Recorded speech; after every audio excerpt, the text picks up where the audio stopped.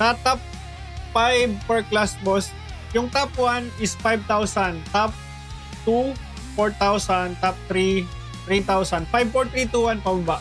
So, ang top 1 ka, 5,000 per class, per school. Top 2, 4,000. Top 3, 3,000. Top 4, 2,000. Top 5, 1,000. So, bali maraming makakuha ng top, ano mo. So, 5 times 4, ilan yun? 5 times 4. 20. So, bali 60 players mo ang makakakuha ng top prize mo. So, kumbaga, hindi mo sa pinamigay sa cup racers. Kasi kung hindi ko gagawin ganon, mapupuntihan kila Akame lahat. Isa rin siguro yan kaya hindi pinasok ni Akame kasi alam niya, gaganunin ko yung prize pool. Bibigay ko sa mas malawak na players. Kasi kung hindi ko ginanyan guys, halimbawa top 3 per school. Ilan lang makikinabang? Siyam lang na players. Cup racers pa. Ito okay na yan, mapunta dun sa mga legit na players talaga, at least serving naman.